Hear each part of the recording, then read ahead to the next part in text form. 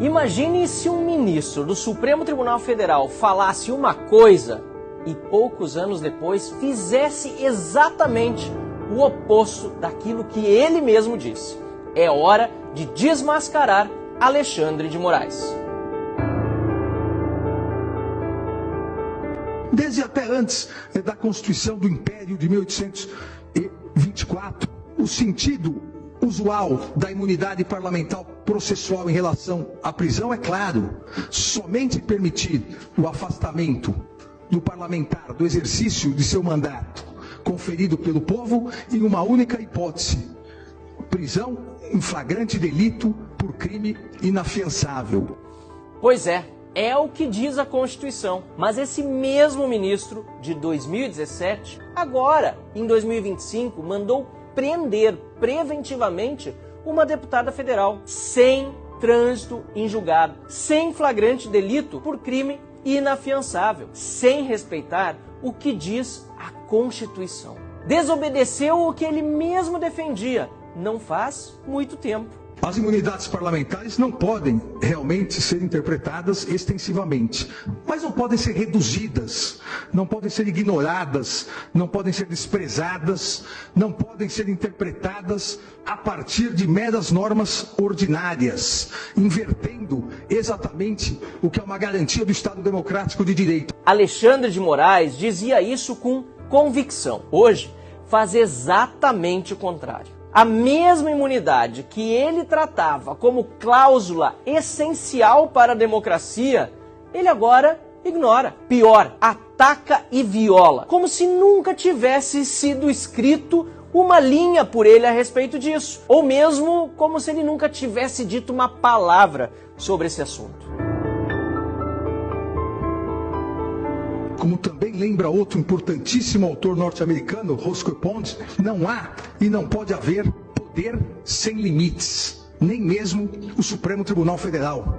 Nem mesmo o Supremo Tribunal Federal. Que a democracia não permite que seus agentes disponham de poder absoluto e sejam como os imperadores romanos orientais, isentos das leis. São palavras do próprio ministro Alexandre de Moraes. O que mudou em apenas poucos anos, que não havia mudado antes em milênios, hoje é ele que age como se fosse um imperador romano, como se nada pudesse limitá-lo, nem a Constituição, nem o Parlamento. E Alexandre de Moraes ainda se diverte com a adulação dos pares e também da esquerda brasileira. Repito, o que foi que de fato mudou nesse período? Esse perigo de confundir a interpretação constitucional, o ativismo judicial, com a inventividade ou o poder de apreciação ou a própria criação de legislação por parte do poder judiciário, já fora alertado lá atrás, alertado por John Locke, quando afirmou que quem coloca a sua própria vontade no lugar das leis, que são a vontade da sociedade expressa pelo legislativo, acaba por alterar o legislativo.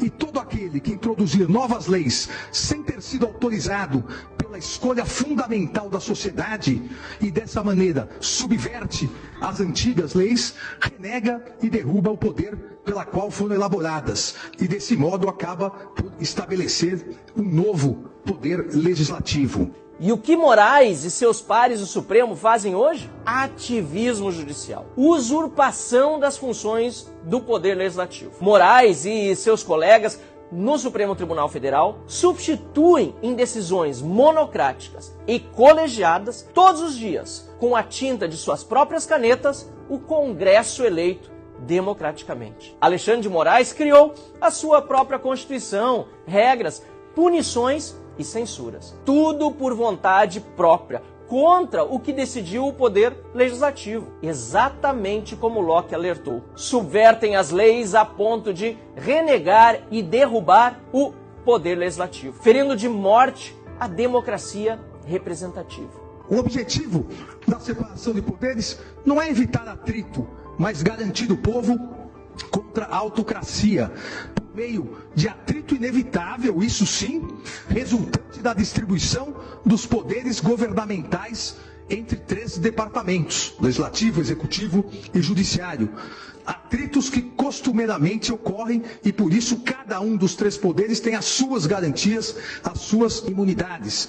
Impedir ainda o Justice Brandeis, impedir a autocracia de qualquer dos poderes, inclusive do poder judiciário, possibilita controlar os atos dos que manejam o poder governamental de maneira razoável, não arbitrária, não desarrazoada. E é por isso que há imunidade parlamentar. Justamente por isso, para evitar que o exercício independente do mandato eletivo seja ameaçado, limitado ou até mesmo revogado por outro poder. E hoje, o que faz Alexandre de Moraes? Persegue parlamentares, corta seus salários, que são impenhoráveis para qualquer cidadão, sem nenhuma base legal. Alexandre de Moraes nega o direito à ampla defesa, a presunção da inocência, não dá acesso aos autos dos processos. Como eu mesmo sei, porque também nos casos em que o alvo da perseguição sou eu, não temos acesso integral aos processos. Determina a prisão preventiva de parlamentar em violação explícita ao texto constitucional. O próprio Alexandre de Moraes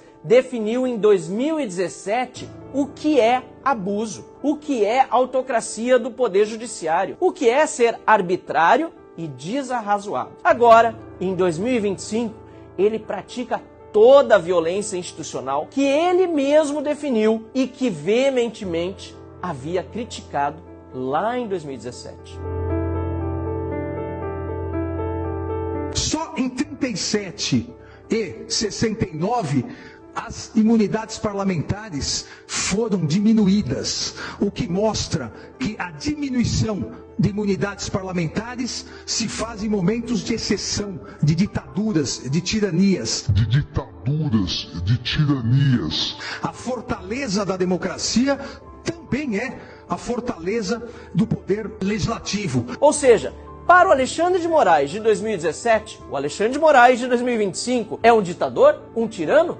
A pergunta, obviamente, é retórica. Não resta dúvida de que sim, estamos hoje em um estado de exceção. O que estamos vendo hoje é exatamente aquilo que o próprio Alexandre de Moraes descreveu como autoritarismo em 2017. A diferença é que agora ele é, de fato, o ditador. Basta perguntar a opinião de Alexandre de Moraes lá em 2017.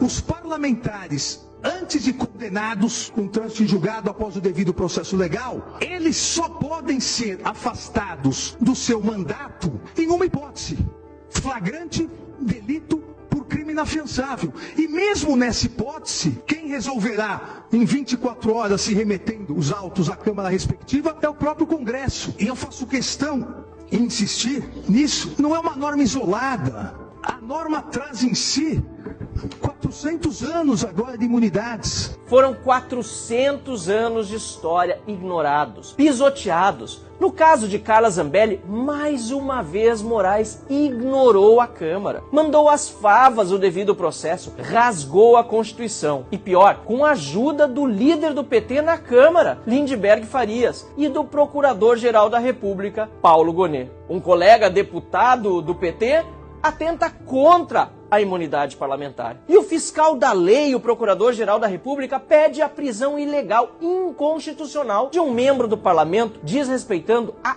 única hipótese de afastamento de mandato, lembrada por Moraes no seu julgado de 2017. É o consórcio Lula-STF a todo vapor. O Alexandre de Moraes de 2017 chamaria de autoritário, tirano, ditador o Alexandre de Moraes de 2025. Alexandre de Moraes personifica tudo aquilo que ele mesmo dizia rejeitar. Não é apenas incoerência, nem apenas maldade ou perseguição política ilimitada contra quem ele pensa serem seus adversários pessoais. É mais do que isso, é traição aos princípios que ele prometeu defender. É um verdadeiro atentado ao Estado de Direito e à democracia. E sem dúvida nenhuma, um golpe de Estado já dado por Moraes e pelo Supremo Tribunal Federal no povo brasileiro. E esta não é apenas uma opinião, é a conclusão lógica baseada em Alexandre de Moraes, em seu voto no julgamento da DI 5526 de outubro de 2017. Cabe apenas ao presidente Hugo Motta o poder de despachar esse requerimento e instalar esta CPI. O Brasil não pode mais tolerar silêncio diante de tanto autoritarismo. É preciso restabelecer o equilíbrio entre os poderes e acabar com a censura, a perseguição política, as violações aos direitos humanos e a agressão ao Congresso Nacional. Compartilhe esse vídeo, denuncie, pressione.